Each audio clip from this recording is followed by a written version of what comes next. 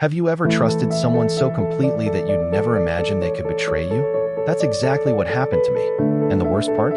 The two people I trusted most in this world were the ones who destroyed my life. At least, that's what I thought at first.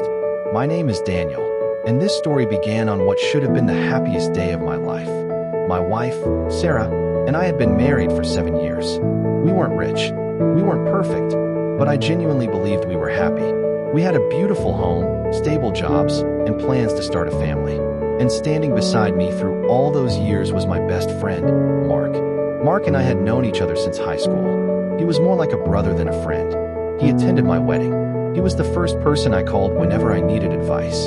The three of us spent holidays together, family dinners, weekend trips.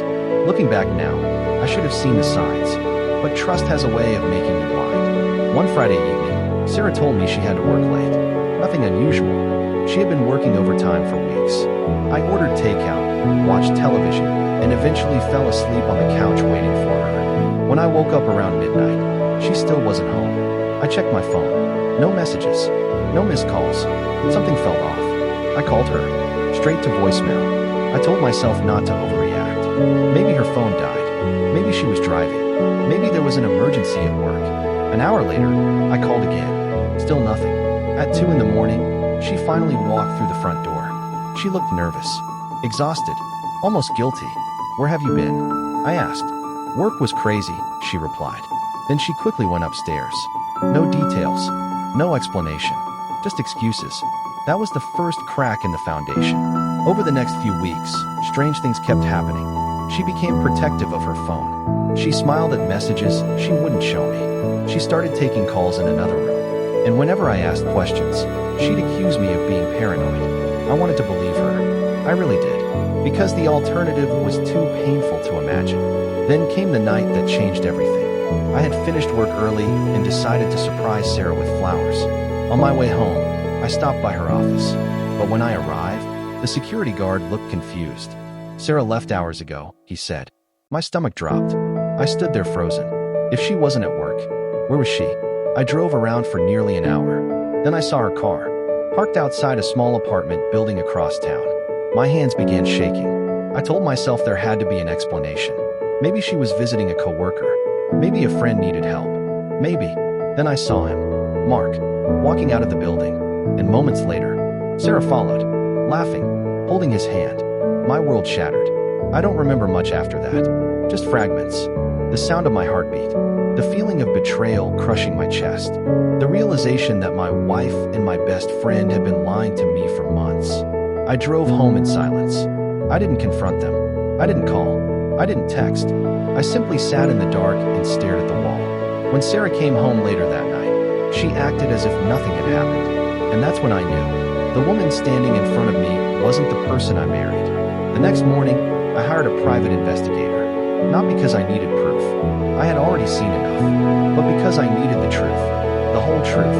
What I discovered was worse than I imagined. Their affair had been going on for nearly a year. A year. While I was working overtime to build our future, they were secretly building their own relationship behind my back. There were hotel receipts, messages, photos, even conversations mocking me. The man I called my brother and the woman I loved had turned my life into a joke. For weeks, anger consumed me. I couldn't sleep. I couldn't eat. Every memory felt poisoned. Every moment of happiness now felt fake. But eventually, something changed. I realized I had two choices. I could let their betrayal destroy me, or I could rebuild, quietly, strategically, without them seeing it coming. So I stopped arguing, stopped questioning, stopped reacting. Sarah thought she'd gotten away with everything. Mark thought he was smarter than me. Neither realized I knew the truth. I met with a lawyer, then an accountant, then another lawyer. And that's when I learned something interesting. Sarah had been secretly moving money from our joint accounts. Thousands of dollars. Money intended for our future. Money she planned to use after leaving me. But she made one mistake. A very expensive mistake. Because every transaction was documented. Every transfer was traceable. Every lie left a trail. For 3 months, I gathered evidence. I said nothing. I waited. And then came the perfect opportunity. Sarah announced she wanted a divorce. She sat across from me pretending to be heartbroken. Pretending she needed space. Pretending she wanted an amicable separation. I almost laughed. Instead, I nodded and agreed. Her confidence grew. She believed she controlled the situation. Then the court date arrived, and everything changed.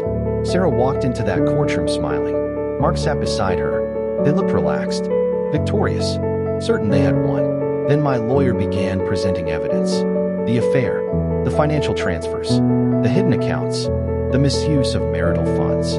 One by one, their lies collapsed. The judge wasn't impressed. Neither was Sarah. Her smile disappeared. Mark's confidence vanished. For the first time, they realized the consequences were real. Very real. The settlement didn't go the way they expected. Not even close. But the story doesn't end there. Because a few months later, karma delivered something far more painful. You see, affairs thrive on secrecy, on excitement, on fantasy. But reality is different. Once the lies disappear, people are forced to face each other honestly. And that's exactly what happened to them. Without me as the villain in their story, they turned on each other. The relationship that began with betrayal eventually collapsed under the weight of distrust. Shocking, right? The man who cheated couldn't trust a woman who cheated. And the woman who lied couldn't trust a man who lied. Their relationship lasted less than a year. Then it exploded. Friends chose sides. Families got involved. The same people who once hid secrets together became enemies. Meanwhile, my life slowly improved. I focused on my career, started exercising, traveled, made new friends, and for the first time in years, I felt free. Then came the twist I never expected. About 18 months later, I received a message from Sarah. Just one sentence. I never stopped loving you. I stared at the screen in disbelief. After everything that happened, after all the lies, after all the damage, she wanted another chance. I didn't respond immediately, not because I was tempted, but because I was amazed. Some people believe forgiveness means returning to the person who hurt you. It doesn't. Forgiveness is letting go of the anger, not reopening the door. A week later, I finally replied. My message was simple. I forgive you, but I'm not coming back. That was the last conversation we ever had. And honestly, it was the most powerful moment of my entire journey. Not the courtroom, not the divorce, not their breakup. That message, because it proved something important. They didn't win. Their betrayal didn't define my future. I survived it. I grew from it. And eventually, I became stronger because of it. If you're going through betrayal right now, remember this. The greatest revenge isn't destroying the people who hurt you. It's building a life so good that their betrayal becomes just another chapter in your story. Not the ending. The chapter. The ending belongs to you.